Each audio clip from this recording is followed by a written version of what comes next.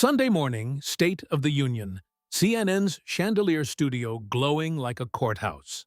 Nancy Pelosi, powdered and lacquered, leaned forward the way a hawk leans over a field mouse and called Tulsi Gabbard, Putin's puppet, clear and present danger.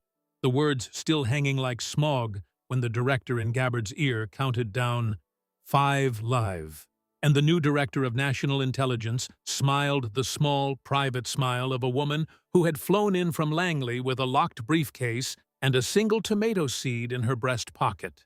She asked for camera 2, scooted the mic 1 centimeter closer, and spoke the 8 words that would replace the oxygen in the room. "Madam Speaker, let's open your vault tonight." Then she tapped the red declassify icon on the tablet the size of a prayer book, and the feed cut to a 2004 wire transfer receipt. $3.7 million from a Macau shell whose beneficial owner trace code resolved to the Ministry of State Security, the first droplet of what would become a $50 million monsoon spread across 2 decades. Every SWIFT tag time-stamped to the same week Pelosi publicly urged strategic patience on Taiwan arms sales. The studio teleprompter froze. The color on Pelosi's face drained like a bathtub whose stopper had been yanked. And Gabbard, voice never rising above the cadence of a librarian explaining overdue fines, rolled clip 1, an audio intercept captured by a Navy P-8 loitering over the South China Sea, a male baritone with a Fuzhou accent. "Delay the aid package 6 weeks, Madam Leader, and the other half lands in your grandson's trust before the midterms." Pelosi's reply, 3 syllables, "Understood, General," echoed twice, enough for every stenographer to catch the tremor in her consonants. Control room producers, instinctively obeying the rule that ratings love car crashes, cut the 7-second delay and let the country hear the rest of the tape. The part where the same voice promises maximum chaos coverage for January 6th if Capitol security can be kept light cinematic. Gabbard overlaid the recording with an email chain stamped "Top Secret, No Foreign." Pelosi's chief of staff denying, on 3 successive days, requests from the Sergeant-at-Arms to deploy the National Guard, each denial CCing a CNN booking producer whose subject line read, "Optics Gold."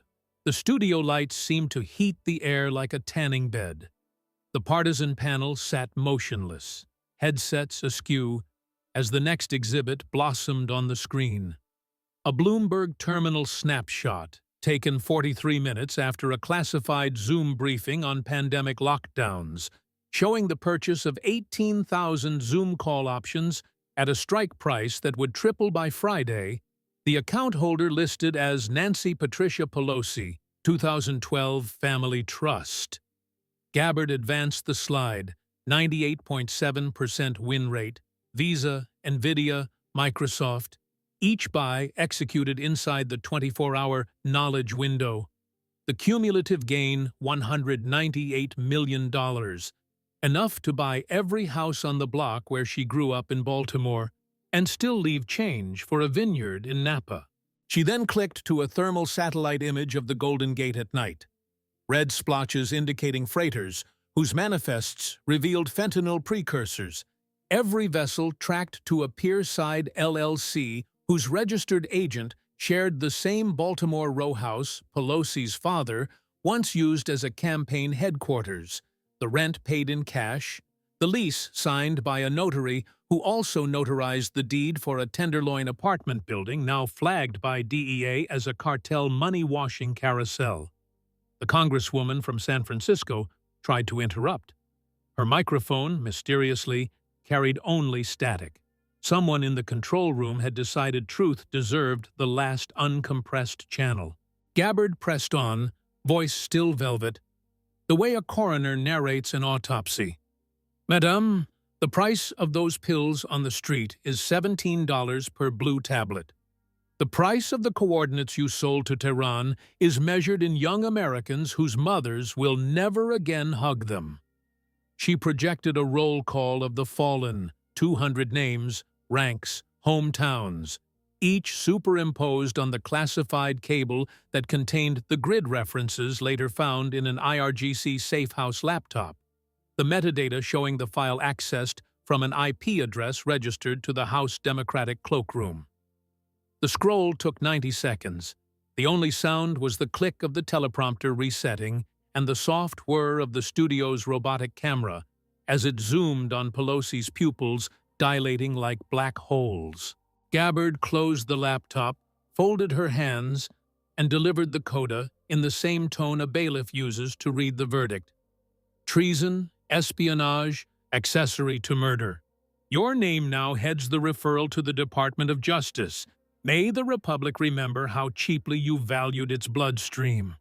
She stood, leaving the tomato seed on the desk like a full stop, walked off set, past the blinking red tally lights, and the feed cut to commercial. Except every screen in America had already seen the future. The former speaker perp-walked in leg irons, a life sentence without possibility of parole, and a single vine of heirloom mortgage lifter growing wild over the cracked marble of a capital that finally learned to blush. The feed never cut to commercial. The director's finger froze above the button, transfixed by the pulse of a nation holding its breath. In the silence that followed, C-SPAN's static camera, usually reserved for sleepy appropriations markups, became the only eye still open, and it caught what the others missed. Pelosi's hand, manicured and trembling, reaching for the glass of water that had sat untouched through 40 years of Sunday show combat. The crystal slipping, exploding across the desk like a chandelier dropped from a great height.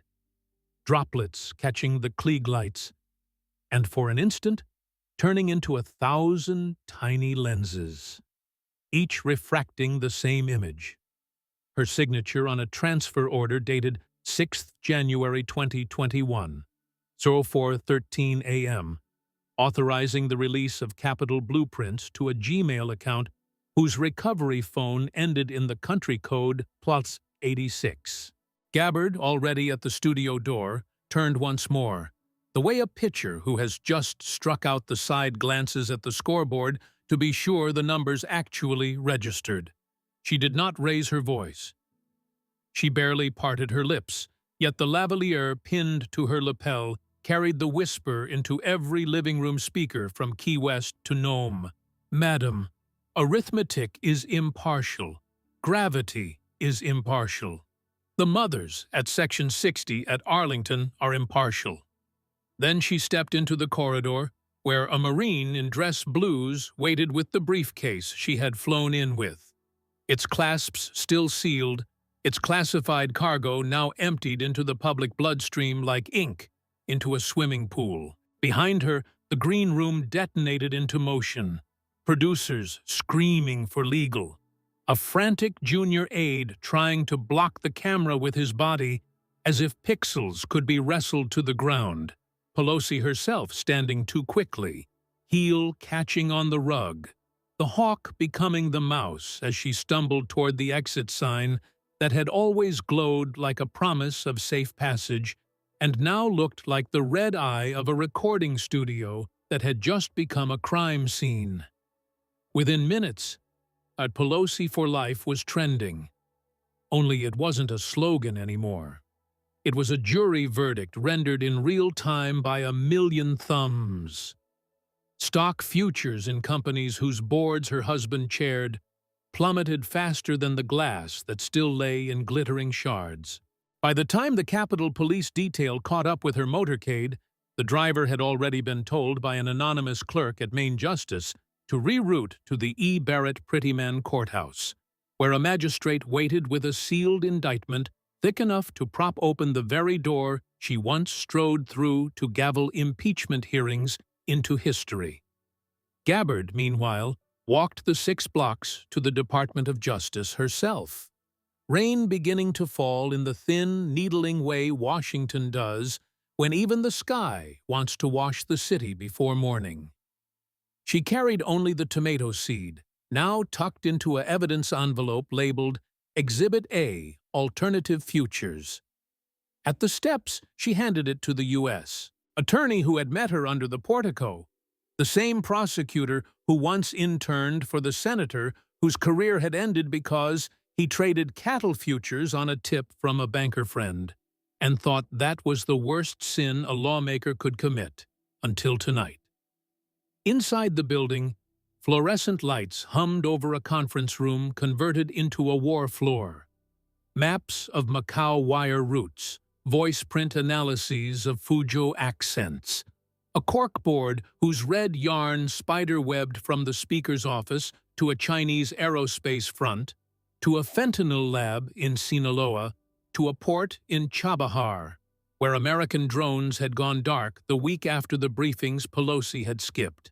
On the largest monitor scrolled the names of the fallen, 200 lines, each followed by a service number, a next of kin, a date when the coordinates they patrolled were sold for the price of a vineyard weekend.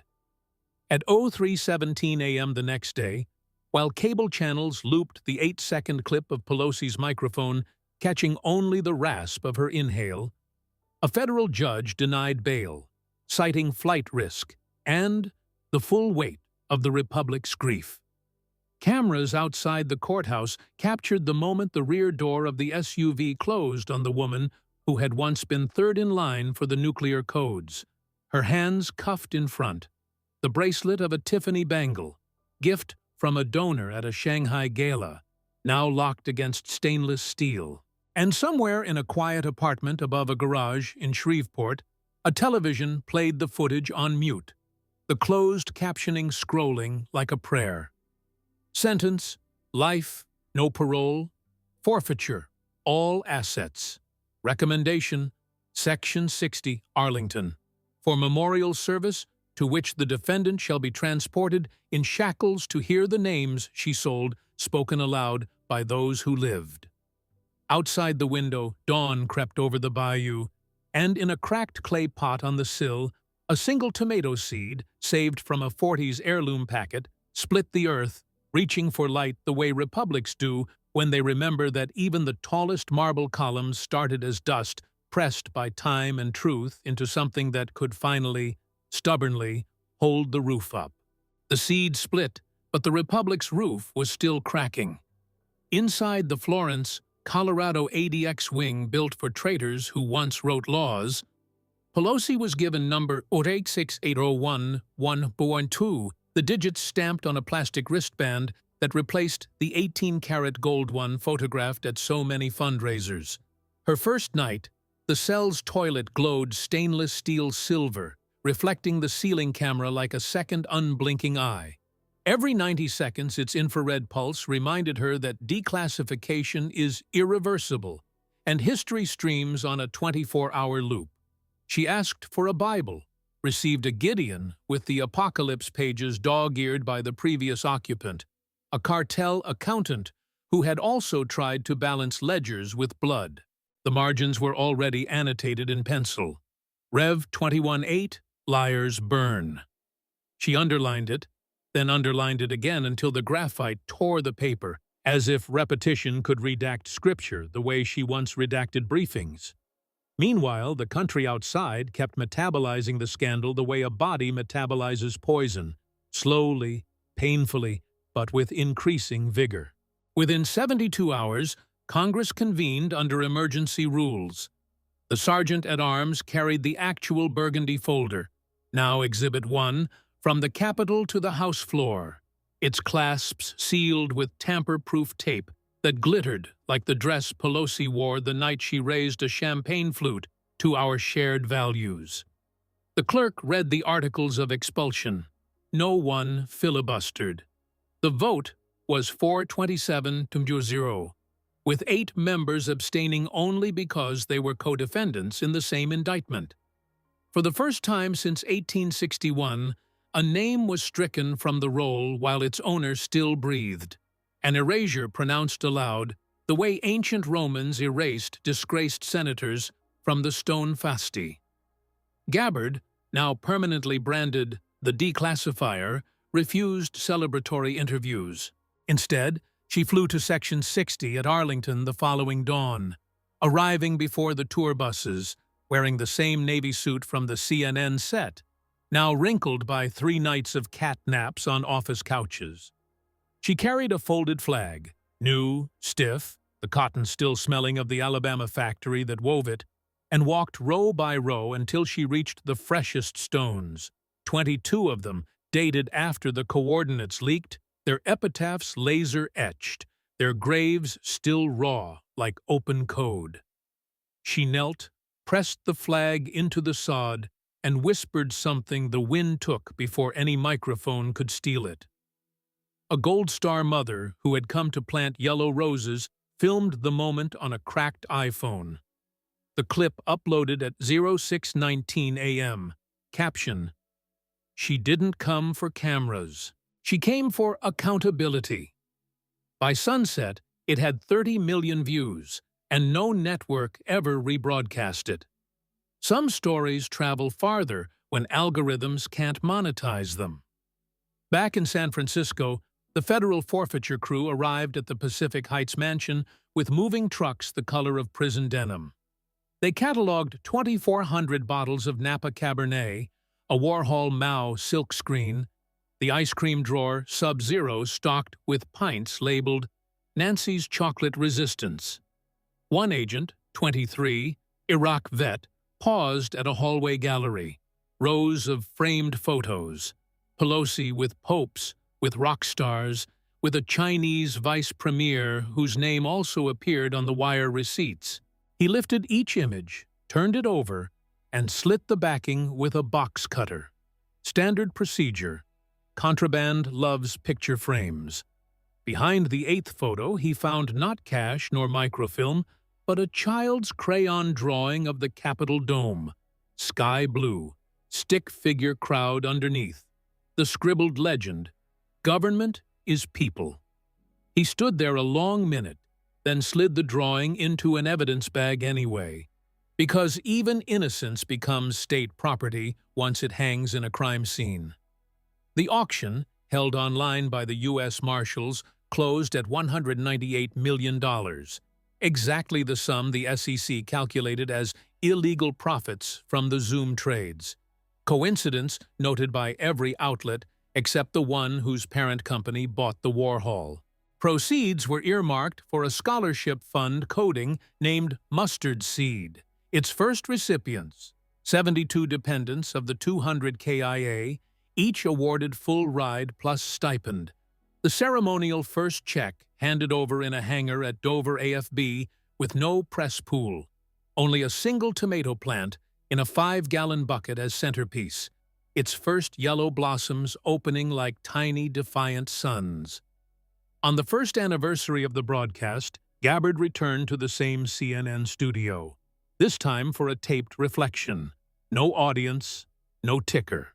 She wore the lapel mic again, but when the interviewer asked the predictable, "Would you do it all again?"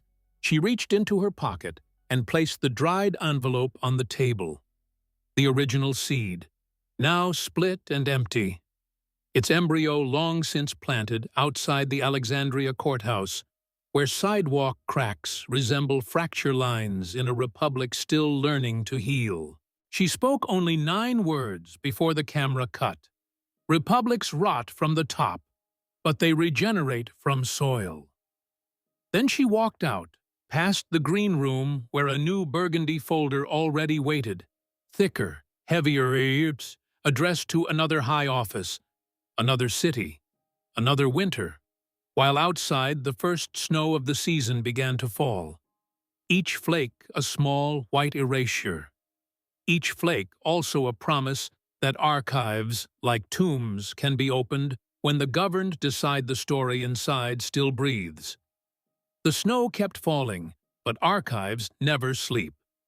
Inside the National Archives, a climate-controlled vault now labeled Collection 47-9, the Pelosi dossier, houses the 13 original pages, the burgundy folder's leather already stiffening like old skin.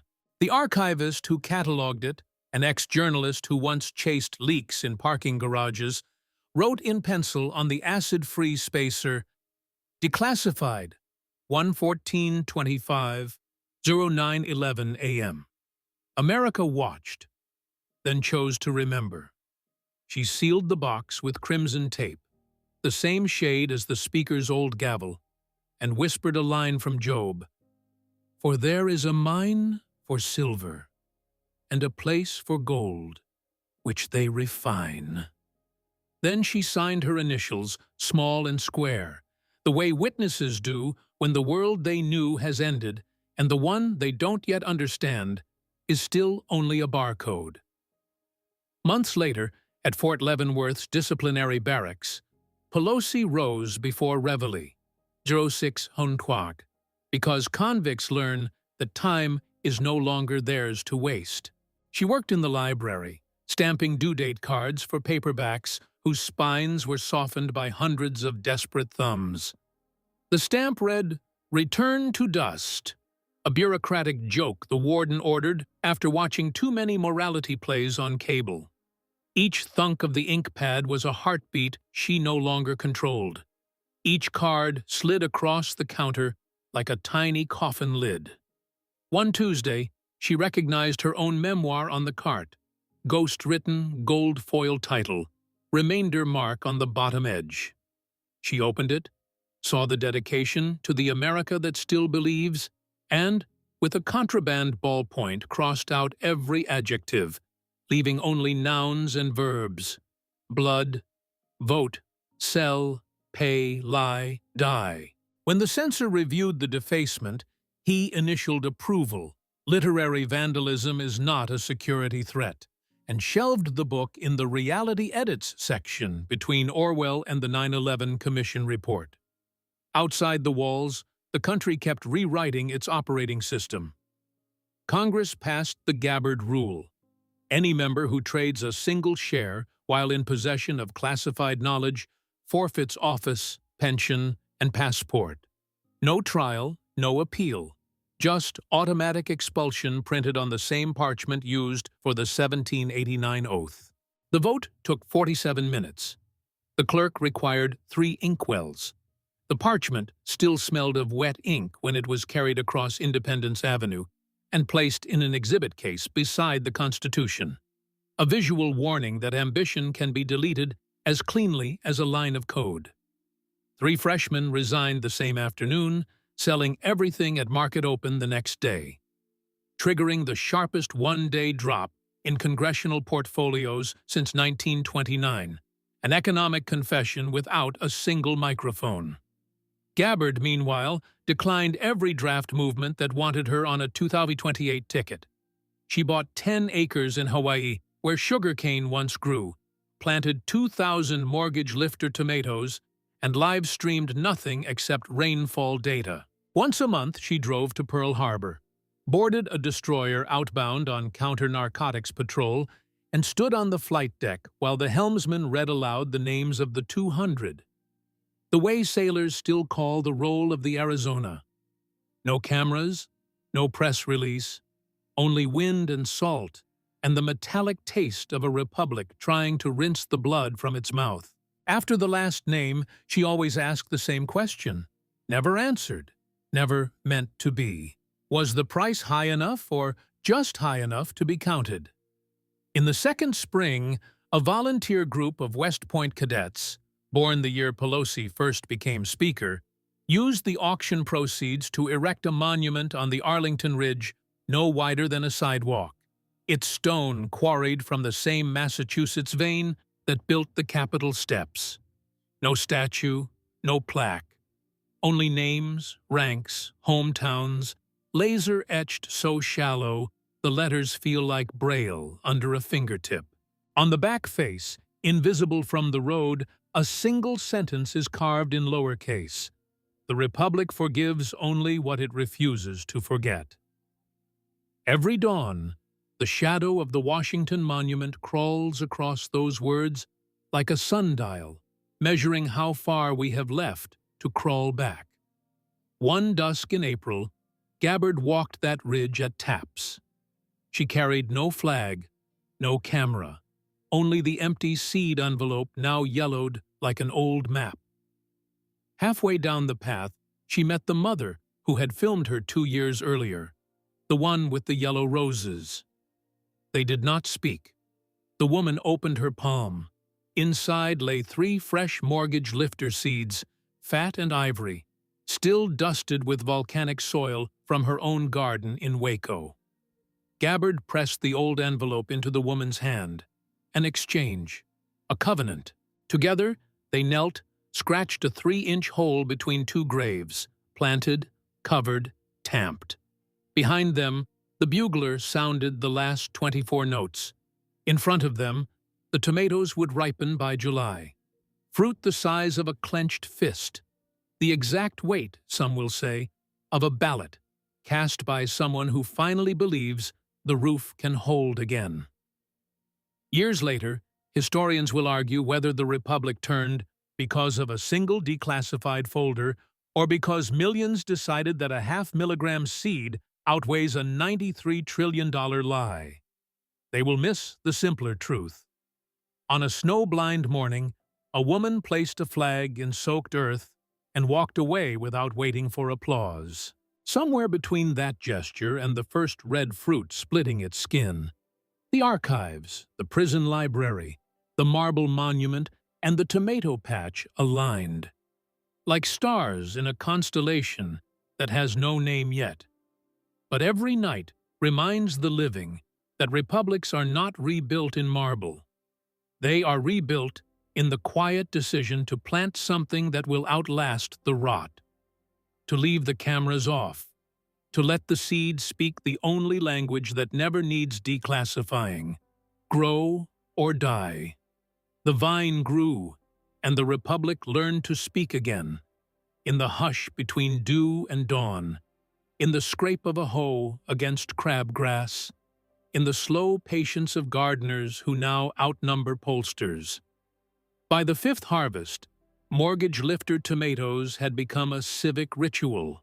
Seed libraries in every county, red states, blue states, cataloged them under Lycopersicon peltatum, strain 47-9, the number lifted straight from the National Archives box.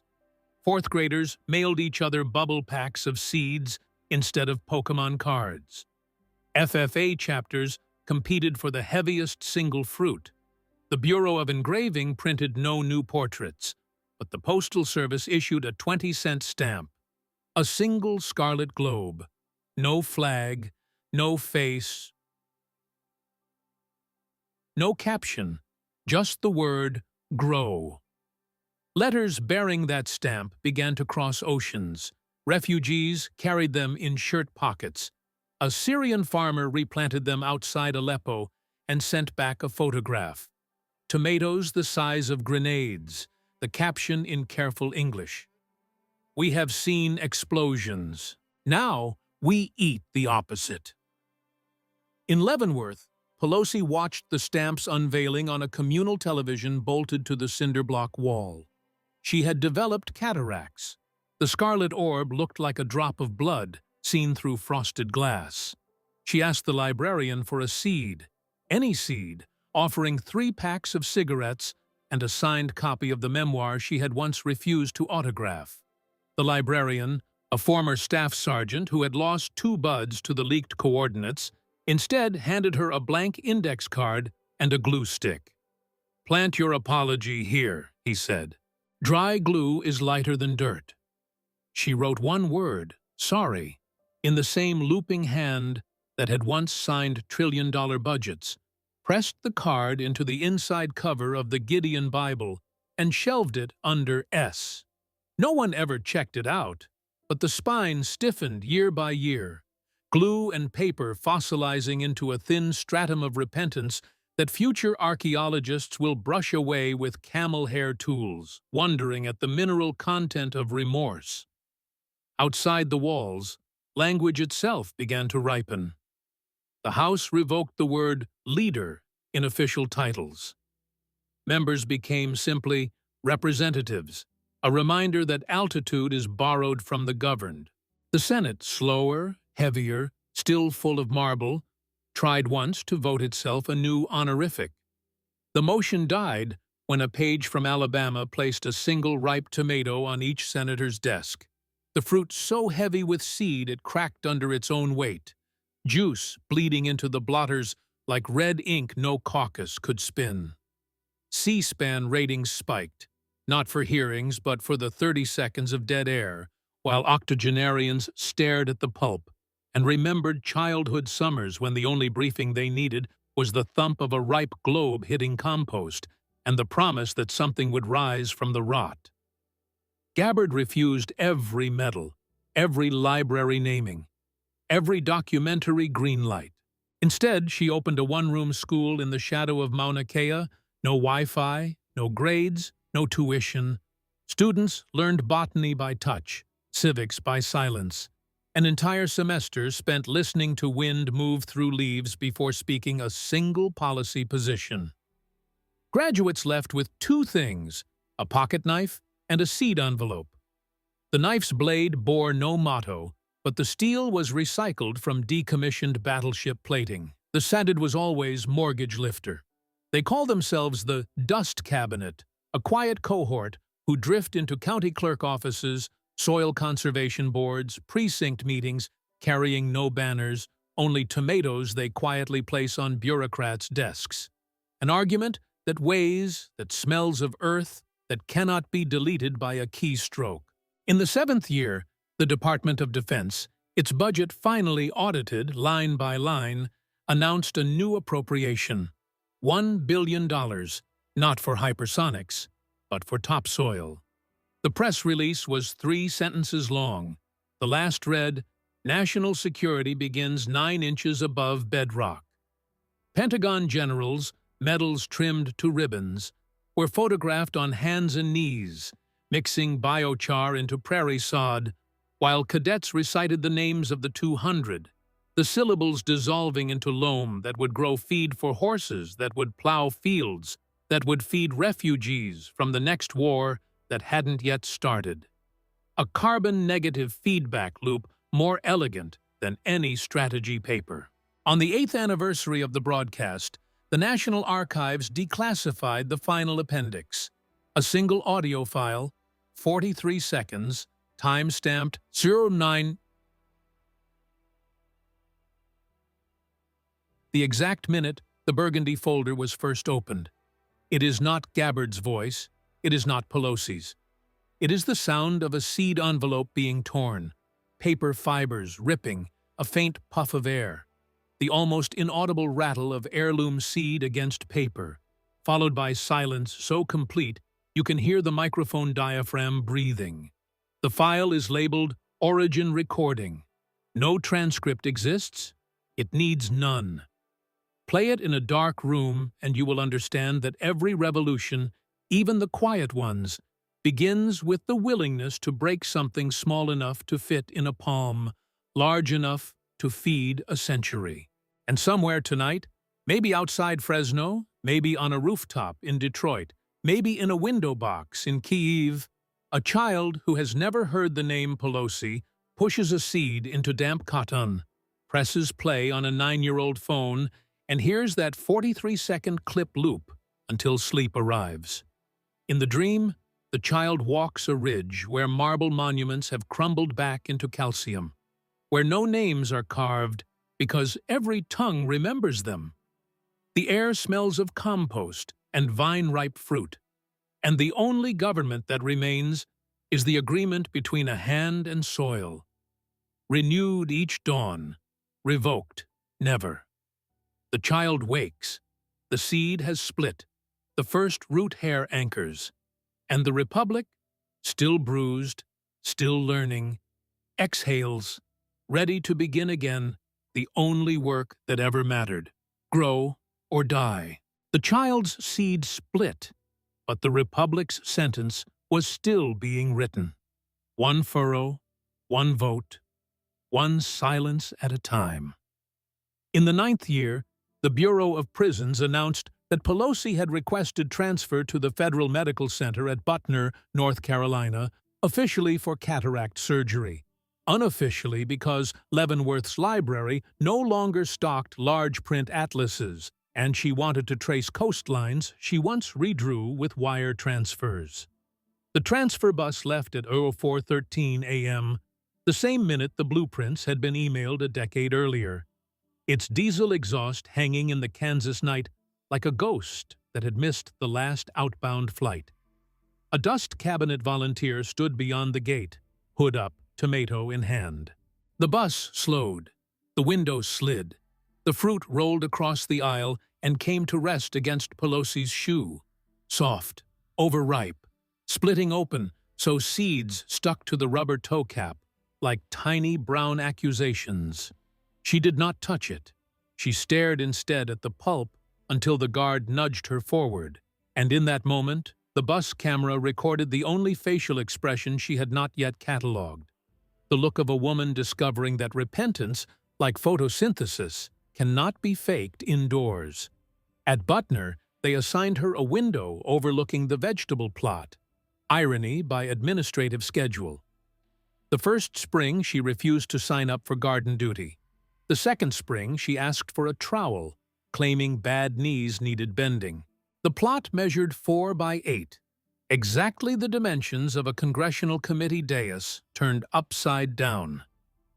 She planted late, missed the frost calendar, lost half the seedlings to cutworms, but the survivors, mortgage lifters, grew lopsided, heavy, their stems bruised by Carolina hail that sounded, she told the unit counselor, like applause from an empty chamber. Harvest Day fell on 6 January. No one planned it. Calendars are indifferent to human anniversaries. She carried 3 tomatoes to the chow hall scale, recorded weights in a spiral notebook whose cover read House Rules, and signed the log with her inmate number, digits she had begun to recite in the same cadence she once used for unanimous consent requests. The correctional officer who filed the sheet later testified before a parole board that he had never seen an inmate weigh fruit, as if it were evidence submitted to history. Across the country, the 9th midterm approached with no pack mailers, no robocalls, no red-blue maps on cable. Instead, county fairs ran tomato-tasting booths. Voters spat seeds into compost buckets labeled ballots.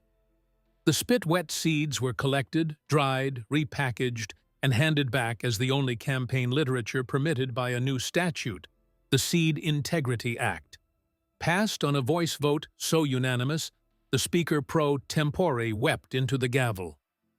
Turnout hit 89%. Lines wrapped around barns like garlands. The winner in every swing district was whoever could name, without notes, the 5 micronutrients depleted by 50 years of glyphosate. Incumbents who cited stock portfolios lost by double digits to opponents who carried soil test kits in shirt pockets.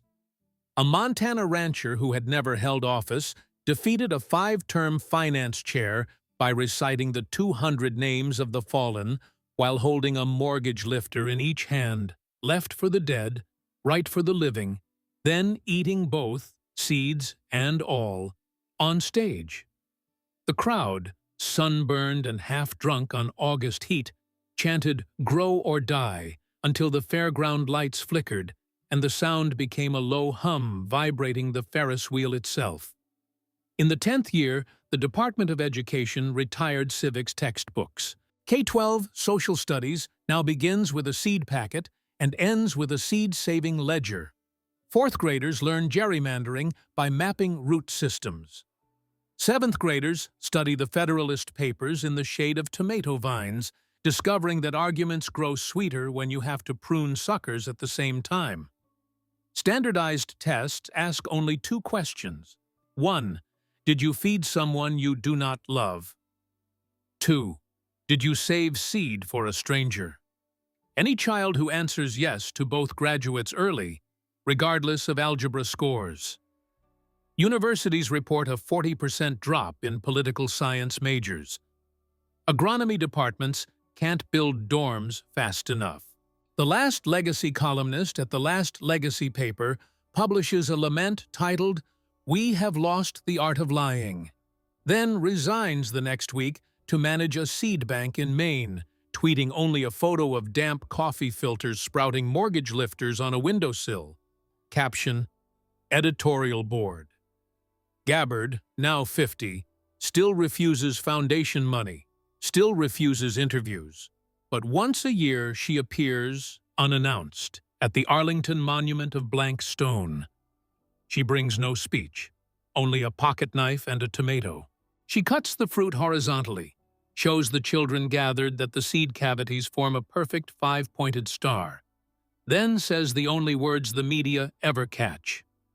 Every republic is a Pentagon if you slice it right. She hands each child a wedge. They eat. They spit seeds into their palms. They pocket them like marbles, like secrets. Like the last coins of an empire that discovered treasure is what grows underground. The clip circulates for 24 hours, then vanishes from servers. An algorithmic mystery some attribute to intelligence agencies, others to gardeners who learn to code. Either way, the seeds are already in pockets, already on buses, already crossing state lines the way pollen once crossed kingdoms before passports existed. And somewhere tonight, maybe a dorm windowsill in Ames, maybe a refugee hostel in Warsaw, maybe a barracks in Djibouti, where a Marine from Shreveport guards a gate. Another seed splits, sends down a root hair finer than silk, finer than wire, finer than the fiber-optic cables that once carried insider trades at the speed of light. The root pushes past perlite, past coffee grounds, past the microscopic glass shards of a shattered Capitol dome that were swept into compost bins and trucked to community gardens to be melted by earthworms into something that can again bear weight. A child leans close, whispers grow, and the syllable lingers like humidity on the leaf's underside, the way constitutions once lingered on parchment before the first signature cracked the surface. And the republic, still bruised, still fermenting, still tasting of iron and tomato and sorry, obeys, beginning again the only work that ever mattered, the work that no indictment, no auction, no archive can finish or erase. Grow or die. The root hair kept creeping, and the republic learned to measure time in cotyledons instead of quarters. In the 11th year, the Treasury minted no pennies. Copper was needed for seedling heat mats in northern zones. The new coin was a disc of compressed biochar rimmed with a ring of mycelium. It spent exactly 7 days in circulation before dissolving into garden soil, releasing a spore print that spelled, in microscopic Latin, E pluribus unum. Cash registers were replaced by wheelbarrows. Wall Street balconies became window boxes where traders, now required to spend one growing season in actual dirt, learned that short refers also to the life of a radish. The last algorithmic trading bot was decommissioned on a Tuesday. Its final transaction, purchasing one share of a co-op that owns nothing but a single mortgage lifter vine climbing the southern facade of the New York Stock Exchange, fruit ripening above the flagpole like a red lantern guiding ships of capital back to shore. Inside Butner, Pelosi's plot expanded to 8 by 16. Double for good behavior, the case manager joked, though behavior is a currency whose exchange rate is set by gravity. She saved seeds on envelopes made from disciplinary write-ups, the paper thin as onion skin, ink faded to bruise. Each envelope bore only a date and a weight in grams. Her new unit of account. 2028, 31 curitous. 2029, 27. 2030, 42 G. Her best harvest. The year the drought cracked the Piedmont clay and she learned to mulch with shredded appeals. She began trading with other inmates. 2 grams of seed for 1 legal brief. 5 grams for a stamped envelope to a granddaughter who no longer answered. The tomato became the prison's shadow currency, more stable than ramen, less volatile than phone minutes. A guard who had once patrolled Kabul convoys told her, "Madam, you're running a futures market in hope." She replied, "Hope is what grows when the futures are gone." Across the world, passports began to expire. Not revoked, simply irrelevant. Border walls were breached not by mobs but by roots. Mortgage lifters planted in the shadow of steel slats, vines climbing the bars until the metal, starved of maintenance budgets, rusted and snapped under the weight of fruit. Immigration officers became pollination officers. Their job was to certify that every truck carried more seed than ammunition, more compost than currency. The first international treaty, drafted in a language other than diplomacy, was printed on biodegradable mulch film laid between Israel and Jordan. The clauses spelled out in phosphorescent mycelium that glowed for 3 nights, long enough for both sides to read, short enough that the desert would swallow the grievances by dawn. Article 1. Share water until the tomatoes taste the same on both banks. Article 2. Save 10% of seed for strangers who no longer need to be enemies. The treaty held because it rotted.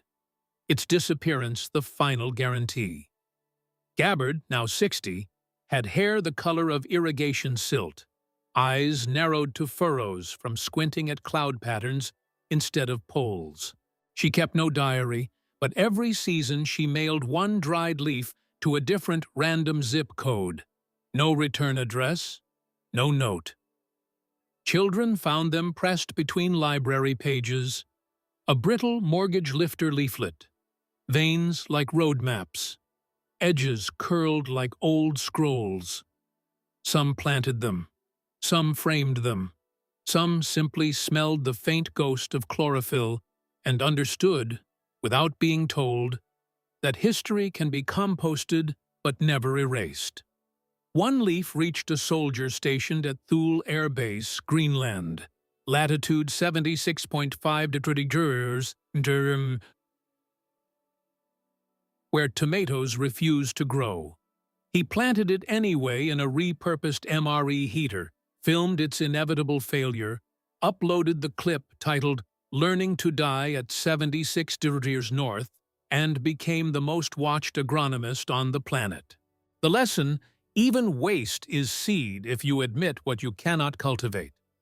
In the 12th year, the Census Bureau recorded the first population decline not attributable to war, famine, or plague. The reason listed: voluntary dispersal. Families scattered to microclimates, cool nights for brassicas, long season for peppers, because citizenship was now defined by what you could coax from the specific patch of earth that would have you. The Electoral College was replaced by the Soil College, 538 acres, one for each former elector, each acre required to remain fallow every 4th year, as a reminder that rest is also a vote. Presidential debates were held in hoop houses. Candidates had 60 minutes to graft an heirloom onto a rootstock while answering questions about foreign policy. Any broken scion counted as a filibuster. The winner was the person whose vine survived the season, whose answers survived the frost, whose fruit survived the taste of children who no longer believed in strangers. Pelosi, meanwhile, was released, not pardoned, but paroled into a program called transplant. The condition? She must spend the remainder of her life teaching seed saving to first-time offenders. Her classroom a converted prison bus that drives interstate routes, spring to fall, parking overnight in Walmart lots turned community gardens. Her first student was a 19-year-old carjacker from Detroit who had never eaten a tomato that did not come from a can. She showed him how to ferment the gel, how to rinse and dry, how to breathe on the seed to mark it with human microflora, an intimacy more precise than any floor vote. On the day he harvested his first ripe mortgage lifter, he sliced it sideways, saw the 5-pointed star, and wept without knowing why. She did not console him. She simply said, "Now you owe the star a stranger." He mailed half the seeds to a name pulled from a hat. A farmer outside Donetsk, who planted them in shell casings, posted the photo captioned, "Same metal, new bloom." The war paused for 3 days, long enough for both trenches to taste the same slice, long enough for a ceasefire written in juice instead of ink. And somewhere tonight, maybe a space station circling above the curvature of Earth, maybe a submarine lying silent under polar ice, maybe your own kitchen windowsill where a takeout container holds a single desperate vine. The seed is still splitting, still teaching the only curriculum that ever stuck: that republics are not preserved in marble or metal or market share. But in the moment, a stranger decides the future should taste different from the past and spits a seed into a palm instead of a grave. The tomato ripens, the skin tightens. The star inside remains visible for exactly as long as it takes to lift a slice to mouth, to chew, to swallow, to speak the next word. And the word, always, is the same word. The only clause in the treaty that never rots. Grow. The word grow kept traveling, faster than light, slower than regret. In the 13th year, astronomers at Mauna Kea detected a faint absorption line in the spectrum of Proxima b, 0.3% less red than expected, indicating chlorophyll. The press release, drafted by a postdoc who had once been a dust cabinet kid from Topeka, ended with a footnote. Seed type, likely mortgage lifter, 47 to 9 years lineage, vacuum adapted. No rocket had been launched, no probe had been sent. The only artifact to reach that star was a single dried leaf Gabbard had pressed into the binding of a poetry book donated to the station's tiny library back when she was still counting rainfall. A technician, winter overboard, had taken the volume outside on a calibration night, forgotten it on the catwalk. The leaf blew away, reached the summit's edge, caught an updraft, rose into the jet stream, then the solar wind, then the dark. Chlorophyll is a green so stubborn it absorbs every color except the one it refuses to keep. That refusal, spectrum-wide, rode photons across 4.24 light-years and arrived like a postcard stamped "Wish you were here" to whatever might still be hungry. Back on Earth, the 13th harvest coincided with the first year no nation fielded an army larger than its seed-saving cooperative. Tanks were parked in long rows, turrets removed, soil heaped inside the hulls where gunners once sat. Sunflowers leaned out of driver ports. Pole beans climbed antenna. Soldiers, now listed as soil officers, marched with trowels instead of rifles, saluting by placing a seed on the tongue and swallowing. A gesture that rendered the body both magazine and magazine-fed, both weapon and wound. Basic training ended with a 40-day silence in a greenhouse, cadets forbidden to speak, until they could germinate lettuce in their own breath. Condensation on polycarbonate, the only water source. Those who failed were honorably discharged into compost brigades. Those who succeeded graduated with new names chosen by the plants. Sorrel, purslane, amaranth. Names you can eat when the world ends again. Pelosi, still on the transplant bus, crossed the Mojave on Route 66, now renamed Route 47 to 9. She wore a denim shirt faded to the exact blue of congressional carpet, once walked by power heels.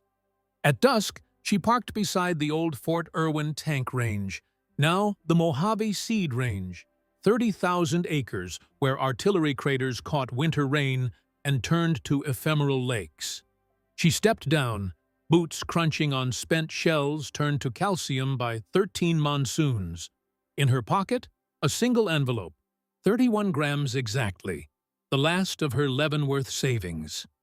She walked until the bus lights shrank to a star, then knelt, pressed a shallow drill into crusted earth, and planted the final seed upside down. an old death row superstition that what grows backward will carry the grower's sins underground. She covered it with tank fragments, stood, and, for the first time in her life, spoke without audience. Grow what I could not, feed whom I betrayed, let the rupture close from beneath. A desert wind answered, lifting dust into a column that caught the last light and glowed like a cathedral organ played by no hand, only atmosphere. She turned, did not look back, and the bus engine coughed eastward toward whatever dawn still needed teaching. Gabbard, hearing of the Mojave planting on a shortwave radio powered by a hand crank, smiled once, an expression so brief it could be mistaken for windburn. She was in a high valley of Peru, 12,000 feet, helping Quechua families graft mortgage lifters onto wild solanum, creating a frost-resistant strain that tastes of glacier and iron. That night she dreamed of the star Proxima leaf, dreamed it had rooted in vacuum, dreamed it fruited in zero-G, the globe a perfect red sphere, orbiting a red dwarf, feeding no stomachs but every eye that looked up and saw color where only darkness had business. She woke, spat into her palm, mixed spit with Andean soil, and rolled a seed between fingers until it disappeared into the mucilage. Spit seal of a covenant, older than nations. She pressed it into a terrace wall, built by Inca hands centuries before Columbus learned to steal. The glacier cracked in the distance, a sound like a declassified vault slamming shut, or opening. And somewhere tonight, maybe a submarine at crush depth, where a sailor plants microgreens under LED strips that mimic the spectrum of a star he will never see again. Maybe a refugee raft drifting between Lesbos and nowhere. A woman cupping a single seed in her mouth to keep it warm. Maybe your own hand right now, holding this page, this screen, this breath. The seed keeps moving. It has no flag, no anthem, no currency, but the promise that what is buried can choose to rupture upward, that what is fed to strangers can still taste of the garden where the planter once wept, that what reaches another star will still bear the five-pointed scar of a planet that almost ate itself alive. The instruction is the same in every tongue, every silence, every vacuum: grow or die. And because the seed is older than the instruction, it does not ask permission. It simply splits, sends down hair-thin faith, and begins, again, the only revolution that ever needed no translation. Grow.